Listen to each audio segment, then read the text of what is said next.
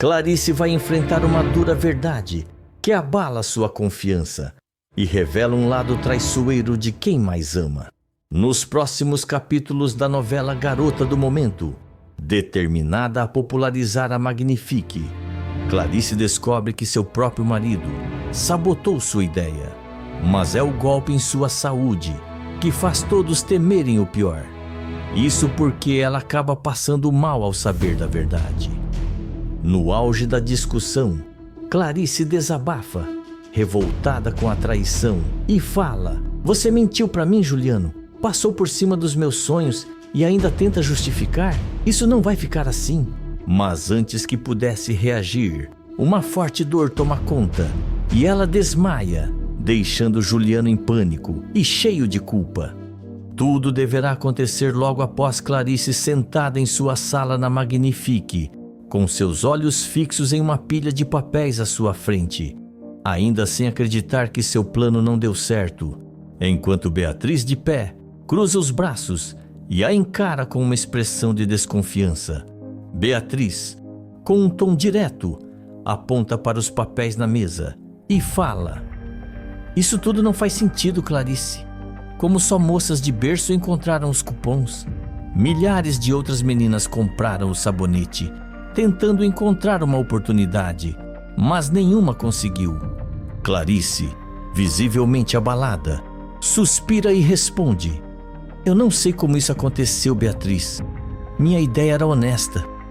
Eu queria que essas meninas tivessem a chance de aprender. Eu tinha certeza de que ia dar certo." Beatriz a interrompe, com sua voz cheia de dúvida, e fala: "Honestidade? Parece mais uma ação promocional fajuta. Você fingiu que queria popularizar a Magnifique, mas só atraiu quem já faz parte do círculo." Clarice se levanta, indignada com a acusação, e fala com firmeza: "Como você pode dizer isso? Minha ideia era verdadeira. Eu realmente queria abrir essas portas para todas as classes. Algo deu errado, mas eu não vou desistir. Não sou de jogar a toalha assim tão fácil." Nesse momento, a porta da sala se abre e Zélia entra com sua expressão habitual de deboche. Ela se aproxima, observa as duas discutindo e com um sorriso sarcástico comenta: "Ai, o drama! Vocês estão discutindo o quê? Como foi que a brilhante ideia de Clarice desmoronou tão lindamente?" Clarice, cruzando os braços e encarando a irmã com firmeza, retruca: "Se veio aqui para atrapalhar, Zélia, volte por onde veio. Isso não tem nada a ver com você." Zélia, rindo, senta-se em uma das cadeiras e provoca: "Claro que tem a ver. Eu adoro assistir suas ideias mirabolantes caindo por terra. Só você para achar que dar aula de etiqueta para pobre ia salvar a Magnifique." Beatriz, visivelmente irritada, aponta para Zélia e responde: "E você, Zélia? Em vez de criticar, o que fez para ajudar a Magnifique a sair dessa situação?" Zélia dá de ombros e, com seu tom ácido, comenta: "Eu? Fiz o que faço de melhor: observar e não gastar energia com causas perdidas." Clarice, cerrando os olhos, fala com determinação: "Você pode rir agora, mas eu vou encontrar uma solução. Vou descobrir quem sabotou minha campanha, porque algo está muito errado, e não vou descansar até consertar isso." Beatriz, agora mais calma, coloca uma mão no ombro de Clarice e afirma: "Se precisar de ajuda, pode contar comigo. Essa história está estranha mesmo." Zélia, ainda debochada, se levanta e se dirige à porta enquanto provoca: "Boa sorte, Clarice. Vai precisar." Beatriz, ainda incomodada com o tom de Zélia, cruza os braços e pergunta com firmeza: "Por que você pensa assim, Zélia? Parece que está torcendo para as coisas darem errado." Zélia, soltando uma risada sarcástica, responde: "Torcendo? Não me faça rir, Beatriz. Só estou sendo realista. Popularizar a Magnifique? Vocês acham mesmo que essas moças vão se sentir à vontade aqui? Sem falar que as clientes tradicionais vão correr na primeira oportunidade." Beatriz, estreitando os olhos, e retruca: "Esse pensamento é pequeno, Zélia. As coisas mudam. Expandir os horizontes pode ser bom para a tua escola. Zélia dá de ombros, com um sorriso debochado, e comenta: pode ser bom para você e para Clarice, mas para mim, não tenho paciência para esse tipo de coisa. Clarice, interrompendo antes que o clima esquente ainda mais, levanta na mão e pede calma.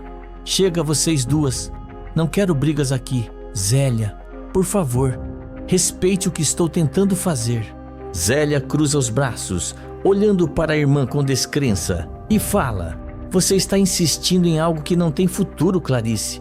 Mas tudo bem, gaste sua energia à vontade. Clarice, ignorando o comentário, declara com firmeza: eu não desisti nem vou. Na verdade, vou conversar com Juliano para entender melhor o que aconteceu na parceria com a perfumaria carioca. Alguma coisa deu errado e eu quero saber o que foi. Zélia revira os olhos e responde sarcástica: claro, porque o problema é sempre Juliano, não é? Beatriz percebe que o clima está ficando pesado e decide se despedir. Com um sorriso gentil, ela toca no ombro de Clarice e fala: eu vou indo, Clarice. Se precisar de algo, é só me chamar. Clarice sorri de volta e responde: obrigada, Beatriz. Pode deixar. Beatriz então sai, deixando as duas irmãs sozinhas. Assim que Beatriz está fora de vista, Clarice vira-se para Zélia com um olhar firme e comenta: você não precisava ter discutido com a Beatriz desse jeito. Zélia, levantando uma sobrancelha, retruca: Beatriz é muito desaforada às vezes. Você a defende demais. Clarice, com um tom mais brando, responde: eu a defendo porque vejo algo especial nela. Você devia fazer o mesmo. Zélia, soltando uma risada debochada, provoca: a devoção de Clarice por Beatriz. Você parece mais preocupada com ela do que com a própria filha. Clarice dá de ombros, ignorando a provocação, e comenta: você nunca vai entender. Ela então pega sua bolsa e se retira, deixando Zélia sozinha na sala, com um sorriso irônico no rosto.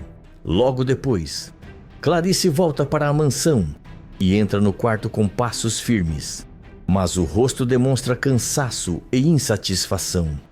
Juliano está sentado na cama, retirando os sapatos, e percebe a expressão da esposa. Ele a olha curioso e comenta: você parece irritada. Aconteceu alguma coisa?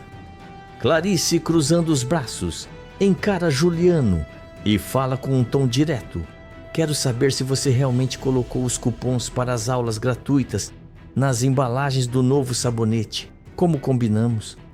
Juliano, levantando uma sobrancelha, responde com aparente tranquilidade: claro que sim, Clarice. Fiz exatamente o que você pediu. Clarice, claramente frustrada, e retruca: então por que as moças que eu queria alcançar não apareceram? Só vieram aquelas que já têm acesso a Magnifique. Algo deu errado.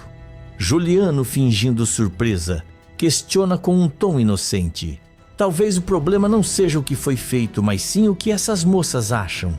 Será que elas não veem valor no trabalho da Magnifique?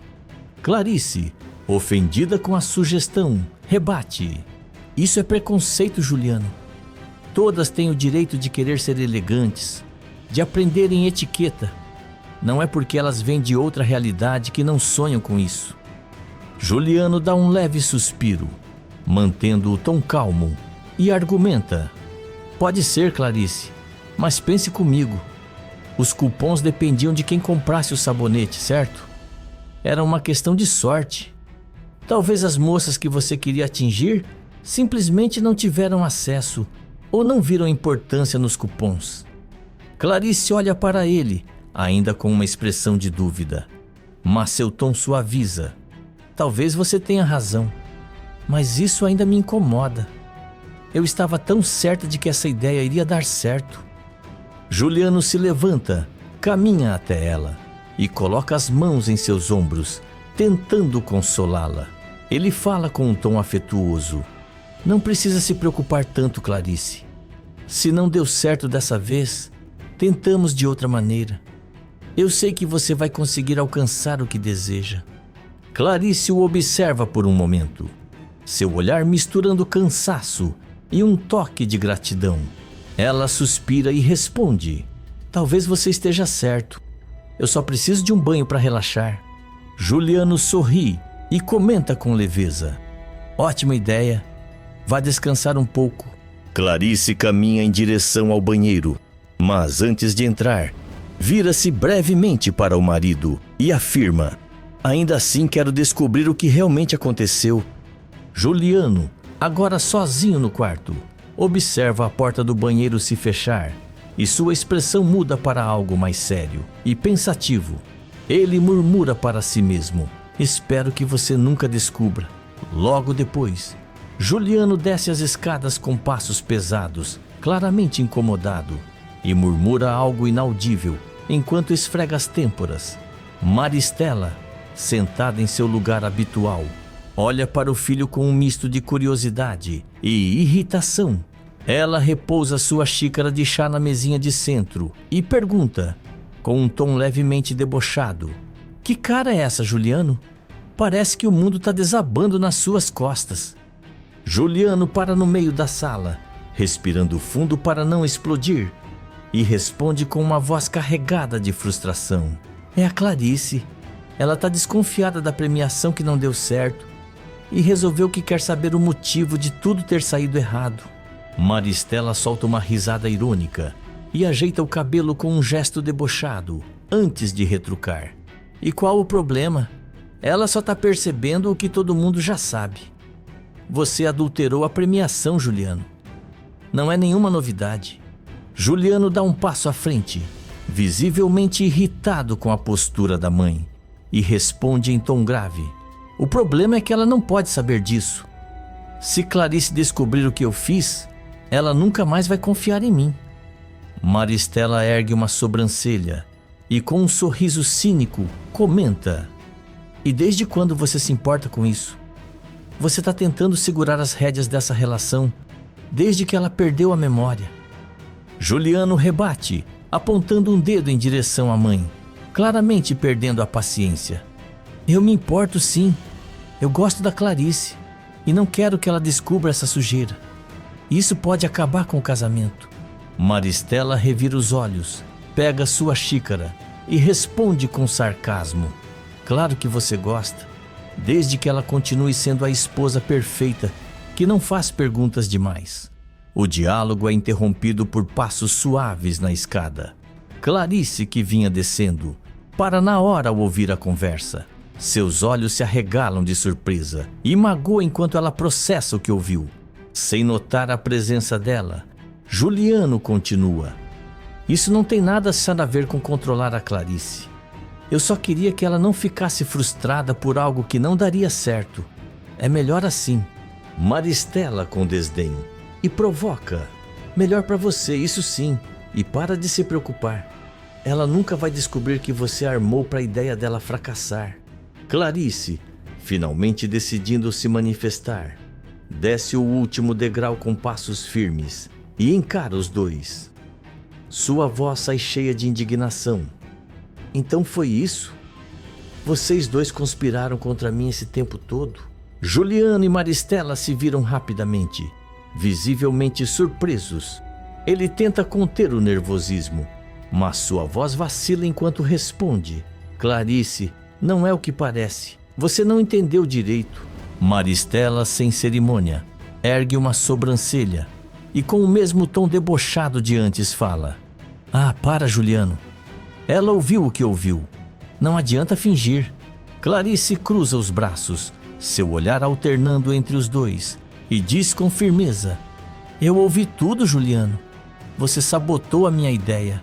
Fez parecer que eu era incapaz de levar a Magnifique para outro nível. Por quê? Juliano tenta se aproximar, gesticulando com as mãos para parecer conciliador, enquanto responde: Clarice, eu só achei que essa ideia não era boa para Magnifique. Eu queria proteger o seu trabalho. Clarice o interrompe, elevando a voz: proteger? Você mentiu para mim. Isso não é proteção. Isso é traição. Maristela observa a cena com os braços cruzados claramente se divertindo com a briga, mas não diz nada. Clarice coloca uma mão na testa e sua expressão muda de repente. Ela murmura: "Minha cabeça está doendo." Juliano corre até ela, a segurando pelos braços, e fala preocupado: "Clarice, o que foi? Você está bem?" Antes que ela consiga responder, Clarice leva uma das mãos na cabeça, solta um gemido de dor e desmaia nos braços do marido. Juliano grita: "Clarice!" Maristela se levanta colocando a xícara na mesa com um estrondo e comenta com descaso: "Deve ser só um susto. Você está fazendo drama à toa, Juliano." Juliano a encara furioso, enquanto carrega Clarice nos braços e responde em tom firme: "Isso não é um susto, mãe. Vou levá-la ao hospital agora mesmo." Sem esperar por outra palavra, ele sobe correndo as escadas para pegar os documentos de Clarice e as chaves do carro, deixando Maristela sozinha na sala. Ela murmurando para si que Clarice sempre tem uma frescura diferente. Escreve de qual cidade você está me assistindo, se inscreve no canal e ativa todas suas notificações.